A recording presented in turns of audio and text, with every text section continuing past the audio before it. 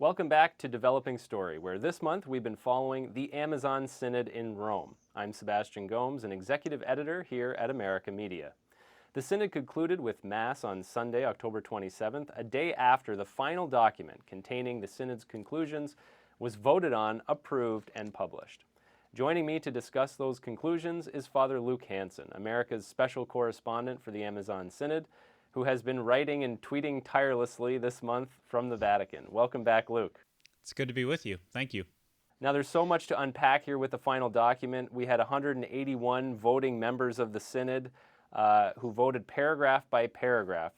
I think it was a 30-some page document, the final document, 120 paragraphs in total, and all of them, we should say from the outset, received the necessary 2/3 vote to pass. So they're all now officially part of the Synod final document, and they hand that now off to Francis.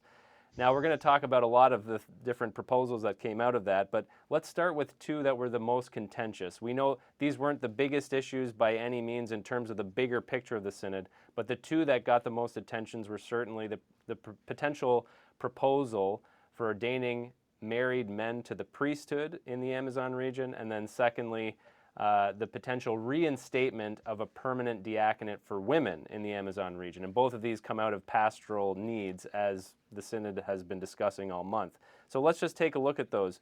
Very interesting, Luke. The headline of many news outlets was, "The Synod does propose definitively to ordain married men to the priesthood." What did that paragraph or paragraphs say? So the Synod expressed its view in one paragraph on this topic. It's paragraph 111. And in this paragraph, like you said, it really begins from an acknowledgement of the pastoral needs in the region. So the method is really from below, from the ground. What is the church experiencing? What are the pastoral needs and opportunities? So at the beginning of this paragraph, there's a recognition that in many parts of the Amazon, people are without the sacraments, and they mention specifically the Eucharist, the sacrament of reconciliation, and also the anointing of the sick. And in many communities, a priest can visit only once a year or once every 2 years. So that's where the paragraph begins. Then the Synod Fathers acknowledge that celibacy is a gift. There's a strong affirmation of that. And they say we will continue to promote celibate vocations. At the same time, even though this has been a long tradition in the Church, they cite the Second Vatican Council, which said that celibacy is not required for priesthood. So the Synod Fathers were emphasizing that it's not necessarily connected to the priesthood. Celibacy hasn't always been the norm from the beginning of the Church's history. So the Synod Fathers were emphasizing that celibacy is not required. It's not a constitutive element of the priesthood.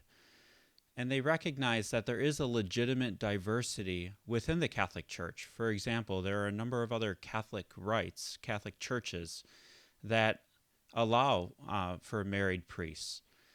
So they set the context very carefully with pastoral need and affirmation of the gift of celibacy. But then at the end said, we propose that in specific cases that we consider the ordination of married men to the priesthood. And these would be men who are already permanent deacons, according to the final document, who have proven themselves to have a fruitful diaconal ministry. And then we could ordain some of these men as priests so that they could better serve the sacramental needs of church communities in Amazonia. Very interesting. Well, we'll see what the Holy Father does with that proposal. The second one I alluded to off the top, equally contentious, so to speak. I mean, in terms of the media, the coverage that the Synod was getting, but a real pastoral need involving, women's ministry in the Amazon, and specifically the potential for reinstituting the women's diaconate. Now, the Synod did not definitively propose this, but they did talk about it. They acknowledged that there were many conversations focusing on it, and they did say that they wish to express their reflections with the commission, the papal commission that is actually studying this issue that the Pope established in 2016. So What do we take away from this paragraph in the final document? One of the things that was emphasized at the Vatican press conference when the text was released is that the Synod had a strong understanding of what was within their authority to decide and propose and what needed to be decided at other levels. And that was a response to a specific question about this paragraph on the Diaconate of Women. So in this paragraph, the Synod acknowledges that this topic came up frequently, both in the preparatory process for the Synod, but also within the Synod Hall. And we heard a number of bishops and lay auditors express support for ordaining women to the diaconate during the course of the 3-week Synod. So the paragraph begins with an acknowledgement of, how frequently this topic came up.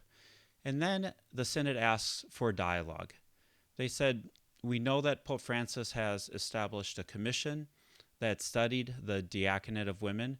We would like to bring our experiences and reflections to that commission. And I think that's really significant because the mandate of the commission was really to study the historical reality. What did women deacons do in the early centuries of the church? What was the nature of their ordination? And what I hear the Synod expressing is that there's a pastoral dimension to the question. And that has come up repeatedly in this Synod, and they would like to share their experiences and their reflections with the Papal Commission on this topic. And I think, as he usually does, Pope Francis actually spoke at the end of the voting on the final document, and he actually made reference to this specific paragraph and said, didn't he say something like, I hear you, I'm going to take up this challenge? Yeah, Francis, at the closing session of the Synod, offered remarks on the final document and sort of broad reflections on the Synod. And Francis made a decision to immediately respond to this request that was in the final document, that this Synod be able to express its experiences to the Papal Commission. And he immediately said, I will take up your challenge. I will reconvene the Papal Commission on women deacons. I will possibly add some new members. And I want to make sure that this Synod is heard. So Francis has agreed to take up this challenge. And something I've been thinking about is I wonder how it's affected Francis himself during the course of the Synod to see how frequently this topic was raised and to hear both bishops and lay people express their desire to see women deacons in the church in the Amazon.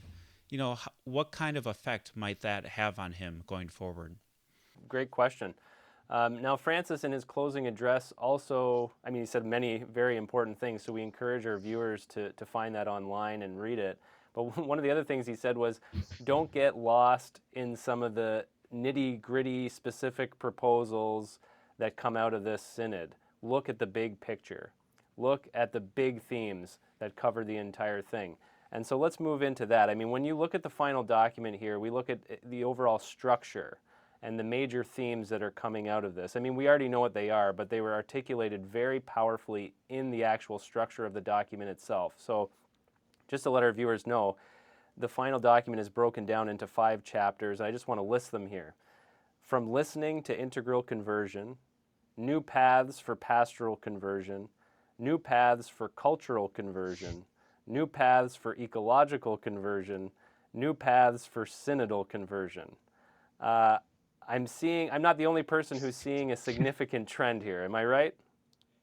The emphasis on conversion. And this was highlighted at the Vatican briefing when the text was released. And Cardinal Michael Czerny, who was made a cardinal on the eve of the Synod and who was one of the special secretaries for the Synod, he's a Canadian Jesuit, he really emphasized this point of conversion. And he said that without these 4 conversions, new paths are not possible. Real change will not happen, and it will not be lasting. So he really issued a strong call for conversion, which relates to the Synod itself, its members, its participants, to Amazonian communities, but it's really a call to the whole church, including the church in Europe and in North America. The central theme is definitely conversion. And one of the ways this really came out, there was a paragraph talking about this ecological conversion, because that's really the heart of it. And the bishops, they basically say in the paragraph, we've read the science, we've watched what's happened to these communities, many of them isolated, remote, without any power in the face of corporations that are extracting the natural resources, destroying the land, et cetera. We've talked about all that. Where do we stand as a church? And they even ask that question, like they kind of ask it rhetorically, but they mean it, I think, for themselves personally as well. We have to ask ourselves, where do we stand? And they made some very powerful statements, like no to this, this ongoing extractive model, no to these violations of human rights that we're seeing. In other words, the church is really no longer just like an observer on the outside of these systems and these things that are happening, but is inserting itself. That came through very powerfully, I felt, in the document. It certainly did. One of the strong movements that came out of Vatican II was an emphasis on following Christ, who is poor, and therefore it's important to make an option for the poor. And the way that has become really enfleshed in the Synod is to make an option for indigenous communities. The Church, by calling this special Synod, by focusing on an ecological territory, by standing up to defend the rights, the land, the culture of indigenous communities, is sending a really clear message that the Church stands with these communities and not with colonial powers, not with companies involved in extraction and the destruction of the planet, but with these communities.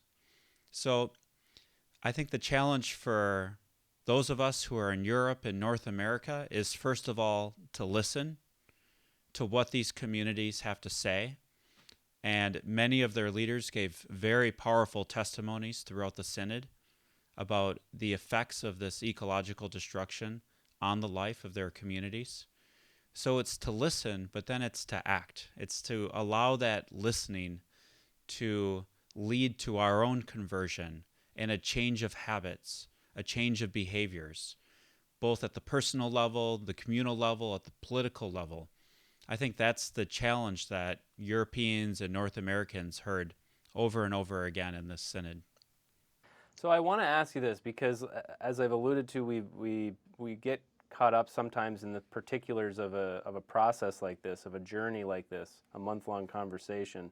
But when you evaluate this kind of in an overarching way, do you see this as a significant moment in the life of the Catholic Church? I mean, was there a significant development or step forward ecclesiologically, who we are as a Catholic Church in the 21st century through this synod? Time will tell. When we look back on this papacy and the various synods of bishops that have happened in the past few years, what type of difference has this made? What is the importance of this moment in the life of the church? But it certainly seems to be significant. I would say mostly because of the increasing participation of people in the synod process. This synod made a very deliberate choice to put indigenous communities at the center of the process, both in the preparatory process for the synod, but also in the role that they played here in the synod. And earlier I talked about the method of the synod, which has really been from the ground up. It begins with pastoral experiences, pastoral reality, responding to needs on the ground. And for, the Synod of Bishops to use that methodology has really changed what topics are being considered and how those topics are being discussed. So I would say a few years ago, it would have been hard to have imagined a Synod of Bishops putting proposals on the floor related to married priests, related to an official ministry for women, especially ordination to the diaconate. And yet, this synod, because it's responding to a pastoral reality and a specific place, was able to bring those issues forward with great courage and also to build a consensus on those issues. So I think it does show that This is a really significant moment, and it's a historical moment for the church.